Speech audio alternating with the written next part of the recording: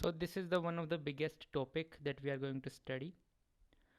तो primary congenital glaucoma इसके बारे में हम सबसे पहले पढ़ते हैं। तो इसके तीन टाइप होते हैं। एक होता है ट्रू कंजेनाइटल ग्लोकोमा। ट्रू है। ट्रू कैसे हुआ ये? क्योंकि इसके अंदर आईओपी बढ़ जाता है जब वो इंट्रा यूट्राइन लाइफ के अंदर होता है उसी वक्त। फिर आता है इन्फेंटाइल ग्लोकोमा। ये मैनिफेस्ट करता है 3 साल की उम्र से पहले। एक होता है जुवेनाइल ग्लोकोमा जिसके अंदर आईओपी बढ़ता है 3 से 16 साल के बीच में, तभी तो हमने इसे जुवेनाइल कहा। कंजेनाइटल ग्लोकोमा के क्या क्लिनिकल फीचर होते हैं? तो इसके अंदर एक सबसे इंपॉर्टेंट फीचर होता है, वो होता है ब्यूपथेल्मोस। हालांकि ये तीनों ही इंपॉर्टेंट हैं।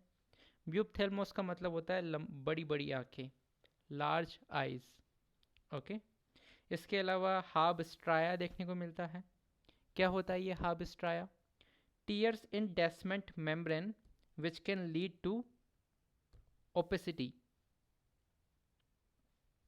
ठीक है। तो हम बात करते हैं causes of congenital opacities of the cornea. क्या क्या कॉजेज हो सकते हैं? तो उसके लिए एक निमोनिक है हमारे पास, स्टम्प। एस का मतलब हो गया स्क्लेरोडर्मा या फिर कहो स्क्लेरोकॉर्निया। टी से हो गया टीयर्स इन डेसमेंट मेम्ब्रेन, जिसे हम कहते हैं Haab's striae, which are nothing but the corneal opacities in cornea. Haab's striae उसको नाम दे दिया हमने। यू से हो गया अल्सर। एम से हो गया म्यूकोपोलीसेकेराइडोसिस और पी से हो गया पीटर्स एनोमली। ऑलराइट। अब बात करते हैं ग्लूकोमा के टाइप्स। तो it can be open angle, it can be closed angle. Open angle can be primary and secondary, closed can also be primary and secondary. So let's talk about the primary open angle glaucoma. तो इसका cause जो है वो unknown है। Secondary की बात करें तो सेकेंडरी के अंदर क्या होता है, जो ड्रेनेज सिस्टम होता है जहाँ से एक्वस फ्लो बाहर निकलता है वो क्लोग्ड हो जाता है। इसको कौन कौन क्लोग कर सकता है? It can be clogged by WBC as seen in uveitis. It can be clogged by RBCs which is seen in vitreous hemorrhage, and it can be clogged by the retinal elements which is seen in the case of retinal detachment. अब हम बात करते हैं closed angle glaucoma की। Primary के अंदर क्या होता है, लेंस जो होता है वो बड़ा हो जाता है जिसके कारण वो ऑब्स्ट्रक्ट करता है एक्वस ह्यूमर के आउटफ्लो को।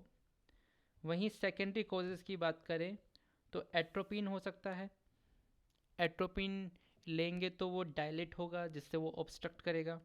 इसके अलावा रेटिनल वेन ओक्लूजन हो सकता है और डायबिटीज़ मेलाइटिस हो सकता है। Diabetic mellitus, all right. So open angle glaucoma की बात करें हम तो इसके अंदर विजन लॉस होता है लेकिन इसके अंदर पेनलेस होता है। आईओपी बढ़ता है।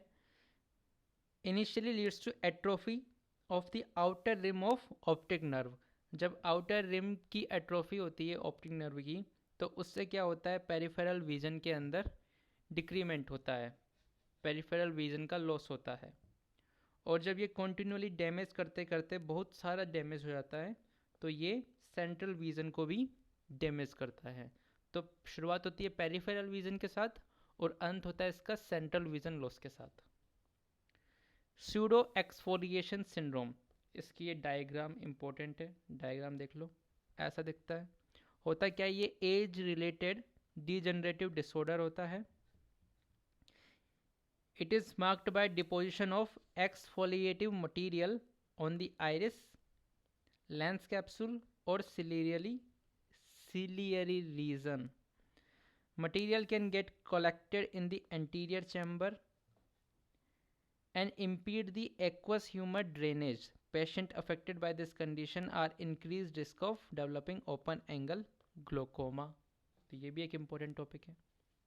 क्लोज्ड एंगल ग्लोकोमा की बात करें तो इसके अंदर हमें ध्यान रखना है कि इट इज़ अ ऑप्थेल्मोलॉजिकल इमरजेंसी। इसके अंदर बहुत ही सीवियर आई पेन होता है, आई रेडनेस होती है, seeing haloes around light, frontal headaches देखने को मिलते हैं, blurry vision. So these all are the features. Diagnosis की बात करें तो बेयोनेटिंग साइन देखने को मिलता है, टोनोमेट्री से हम इंट्राओकुलर प्रेशर को मापने की कोशिश करते हैं। विजुअल फील्ड टेस्टिंग की जाती है। Optic nerve damage should be assessed. इसके अलावा कप टू डिस्क रेशो अगर मोर पॉइंट सिक्स है, मोर देन 0.6 है, cup to disc ratio is more than 0.6, then it is suggestive of glaucoma. इसके अलावा एक फीचर देखने को मिलता है, frequent changes in the presbyopic glasses. अगर प्रेस बायोपिक ग्लासेस के अंदर फ्रिक्वेंट चेंजेस आ रहे हैं तो you might have a open angle glaucoma. Be more specific, open angle glaucoma. अब हम कुछ मिससेलेनियस टॉपिक्स की बात करते हैं, जैसे कि रिफ्रैक्टरी केसेस हो जाते हैं मान लो ग्लोकोमा के, जो दवाइयों से ठीक नहीं हो पाए, तो उस कंडीशन में हम लेज़र ट्रीटमेंट करते हैं। लेज़र ट्रीटमेंट के लिए हमारे पास ट्रेबिकुलोप्लास्टी मौजूद है और इरिडोटोमी मौजूद है। ठीक है। If glaucoma is not responsive to medical treatment, इसके अलावा ट्रेबिकुलेक्टोमी से भी कोई फ़र्क नहीं पड़ता, तो हम एक मिनी शंट का यूज़ कर सकते हैं, जिसे हम एक्सप्रेस ग्लोकोमा इम्प्लांट कहते हैं। ग्लोकोमा के लिए एक ट्रिपल प्रोसीजर सुना है, उसके अंदर क्या क्या होता है? उसके अंदर ट्रेबिकुलेक्टोमी होता है, कैटरैक्ट सर्जरी होती है, इसके अलावा PCIOL इंट्राओक्यूलर लेंस का इम्प्लांटेशन होता है। फिर आता है ग्लोकेमेटोसाइक्लाइटिस साइक्राइसिस, बहुत ही अजीब सा नाम है। पोस्नर शोमान सिंड्रोम भी कहते हैं। इसके अंदर पेनलेस वाइट आई होती है और इंट्राओक्यूलर प्रेशर होता है more than 40।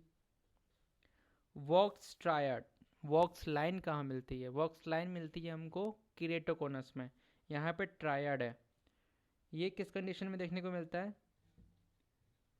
Evidence of previous angle closure attack. It consist of glaukomflecken lens opacity due to glaucoma, patches of iris atrophy and slightly dilated non-reactive pupil। तो ये वॉक्स ट्रायड है, you can remember it. तो optic disc के अंदर glaucoma के कारण जो changes आते हैं उनकी बात करते हैं। अर्ली चेंजेस क्या क्या होते हैं और एडवांस चेंजेस क्या क्या होते हैं? अर्ली चेंजेस होते हैं splinter haemorrhage on disc margin, large cup, asymmetry of the cup, these all are early changes. Advance changes के अंदर आते हैं मार्क्ड कपिंग,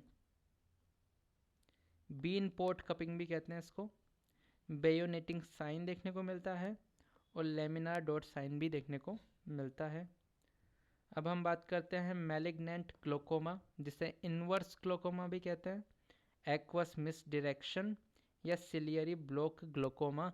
ये सब के सब इसके निमोनिक्स हैं, निमोनिक्स के सिनोनिम्स हैं। इसके अंदर क्या होता है, जो हमारा एक्वस ह्यूमर होता है वो आगे जाने की जगह पे पीछे जाता है। पीछे क्या होता है? पोस्टीरियर चैम्बर होता है। The increased pressure in the posterior chamber pushes the lens forward leading to the shallowing of the anterior chamber. Drug of choice क्या होता है इनवर्स ग्लोकोमा के लिए? एट्रोपिन होता है।